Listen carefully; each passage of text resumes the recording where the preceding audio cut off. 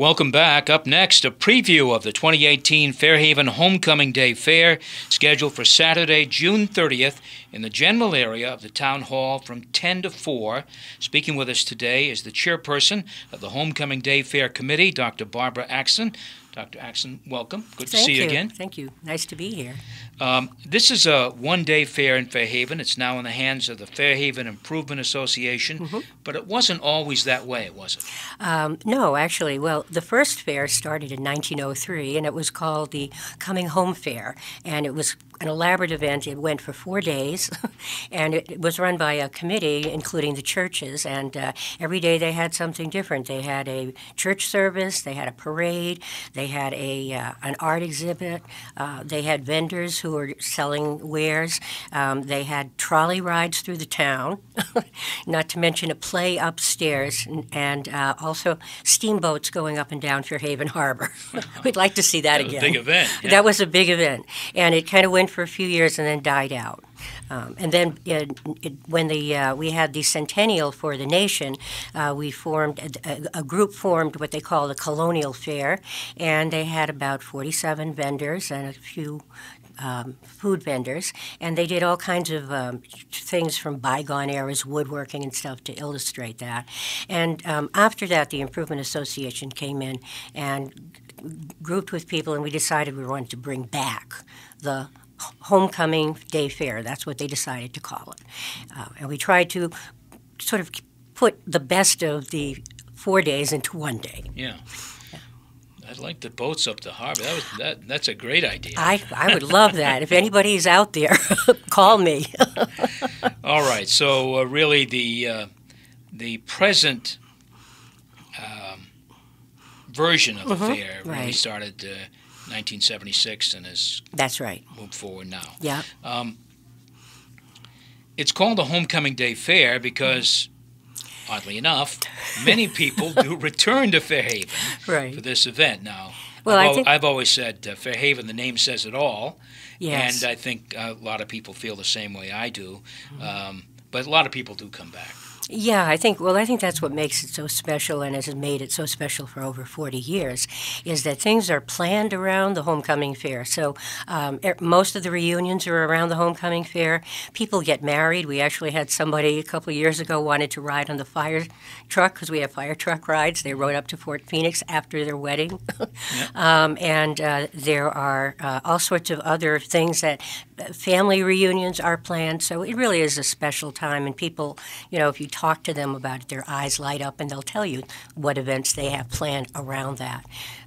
The time of the year is perfect, too. It's hopefully you're not getting blistering heat, the July and August heat.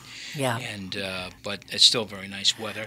Yes. There is some highlights this year, as there are every year. Perhaps you could touch on a few for us. First of all, you've got how many vendors? We have 175 vendors, and we have about 30 food vendors. So we have all sorts of food. So and one of the things that the fair does too is it's a way for everybody to have a time to come together, but it also is a way for all the nonprofits in town to sell items and food, particularly, and help them succeed.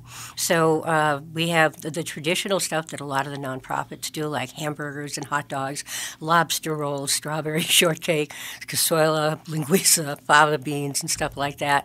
And then we have exotic stuff like the wild sausage man, who has gator bites. Yes, they are gator bites.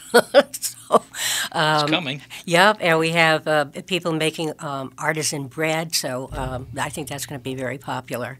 We have the cannoli lady who comes with her truck every year, so there's a lot of kind of exotic food.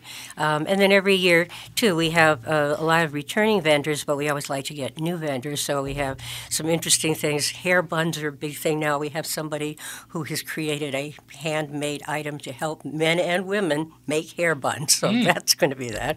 And we have somebody else coming with a marshmallow shooter, hopefully for kids. And we told them to try to hold down the number of marshmallows, because all of the town departments help us out, and we don't want the BPW to be kind of saddled with that, right? Sure.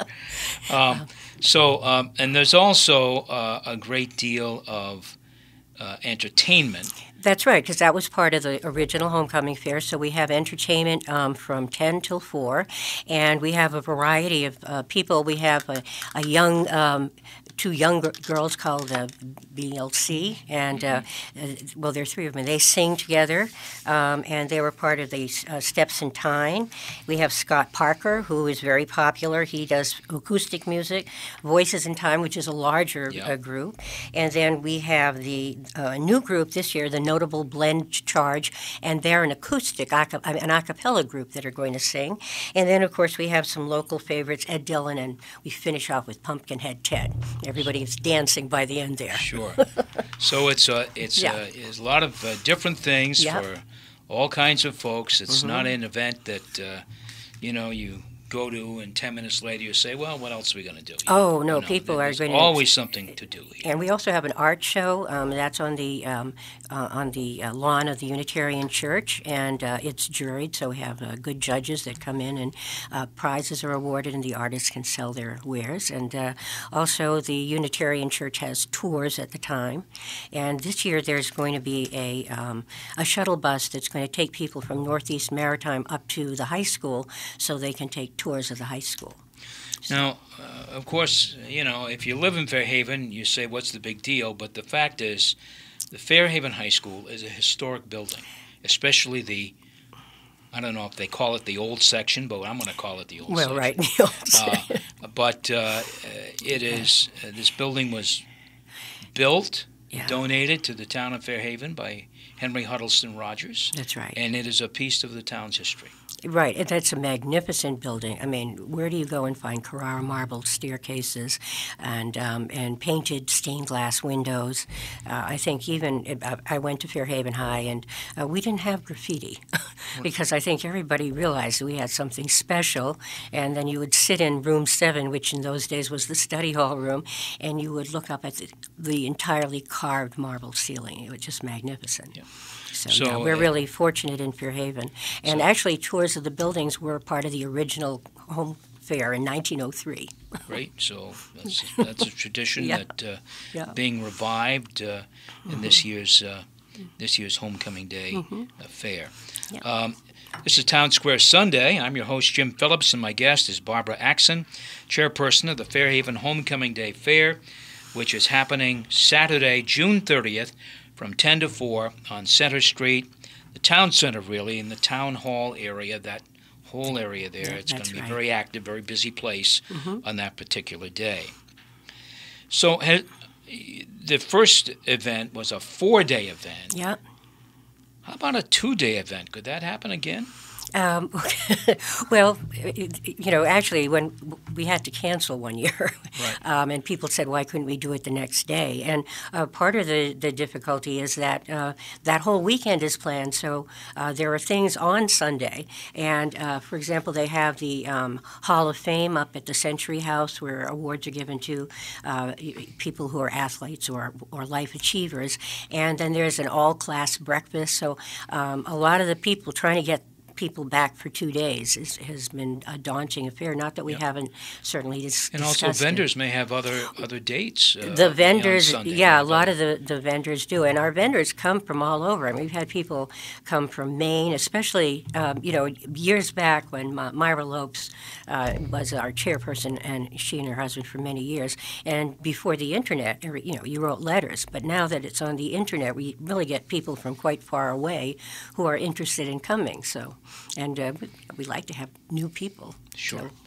Well, I think there'll be plenty of new people and plenty of folks who come back every year because this is as we've mentioned, this is a time when people just come back home and just to see their families, family events, but also to take in this event as well. Right, to come and also to run into friends that you didn't know were in town or, people that you didn't know had moved back. That's also It's kind of a small special version of the Portuguese feast in that when you go to the Portuguese feast in New Bedford, you always see people you haven't seen in a long time. A long time. High school pals, And I think the same is true in Fairhaven with this event. Yeah. Clearly. And it's family friendly too. We don't. I mean, unlike the Portuguese feast, we don't serve alcohol, Right. so that keeps things down a bit. I don't mean to compare. But no. this event to But Fairhaven, that's people have a wonderful time and see people. I think but that's that a good trade thing. is kind of similar. Yeah, absolutely.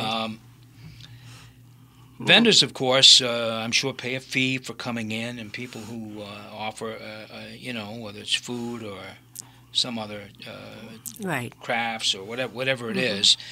So where does that money go? How is it used? Okay, well, the Improvement Association, actually, we don't make a lot of money on the fair because we charge, like, for nonprofits, it's like $20, and for a vendor, it's like $75. So, right. And I want to say, there's no admission here. No, this no is admission. free. No, please come and find a parking spot. That's the tough one. But all of it goes back into the town. The Improvement Association exists to, basically, I say, take care of Fairhaven. So we help other nonprofit organizations. We help North Fairhaven put up that little gazebo in the center. We help with scholarships, the After Proms group, and we do other events. So, for example, we have a concert series. It's free to the public that runs for 5 weeks in the center, right in front of the town hall, free to everybody. So we do a lot of those things, and all the money goes back to the town. Which gives, you've kind of answered my next question, really, but okay. What is the mission, overall mission, of Fairhaven Improvement Association? And as you said, it's to, improve the life of yes. The people in Fairhaven. Yeah. But you do both these kinds of entertainment programs, right. these little concerts, but the civic programs you do as well. Yes. Veterans and things. Yes, we usually sponsor an event for veterans, and we give money to, a veterans organization if they're trying to do a project. And we have 3 scholarships that we give to high school students, and we're working on another scholarship for film.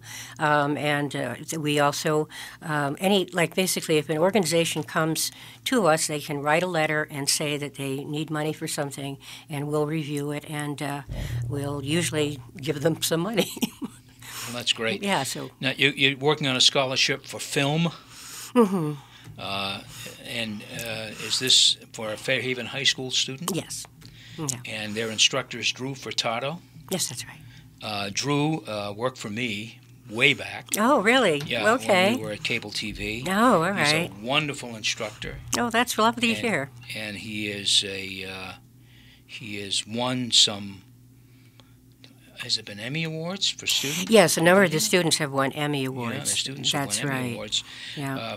because of, I would say their talent and his instruction. Yes. And so you're teaming up with a wonderful young man there. He's terrific. Yes, and I think there's also a scholarship in memory of our former director who passed away, Bobby Brusso, and they're going to have a booth at the fair to raise money for his scholarship. That's great.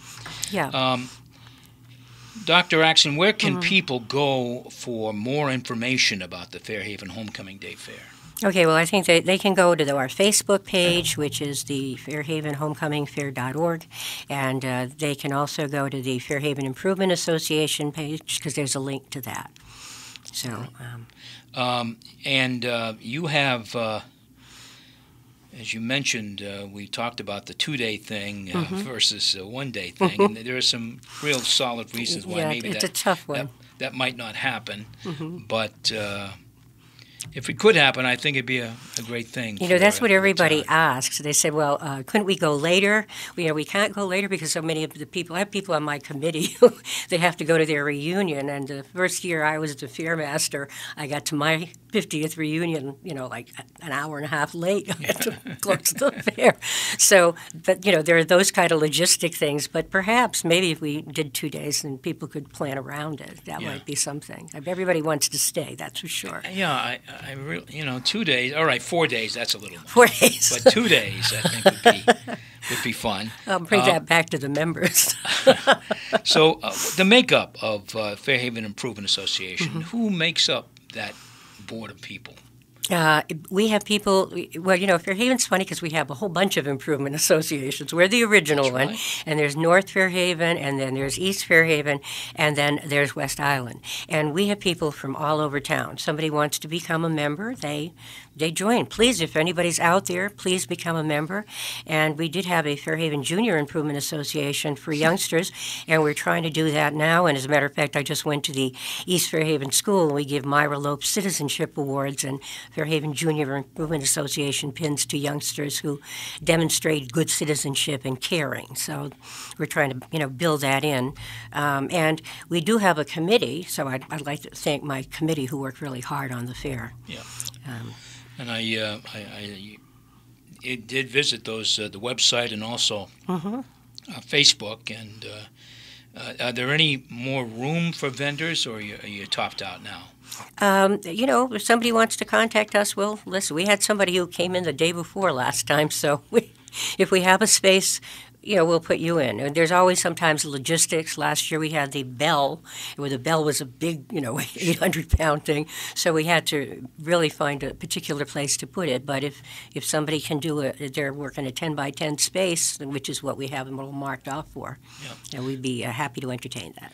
Well, it's a great event in a wonderful town, and folks are always excited to go. And I know we had some rain one year, as you mentioned, to cancel it, torrential rain, as I recall.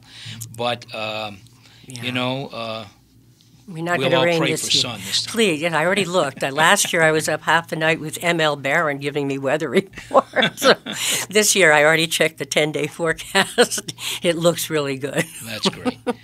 Barbara Acksen, great to see you again, and good luck with the Homecoming Day Fair. Thank you so much. It's always a big hit in Fairhaven. Thousands of people go, and this year I'm sure no exception. Good luck.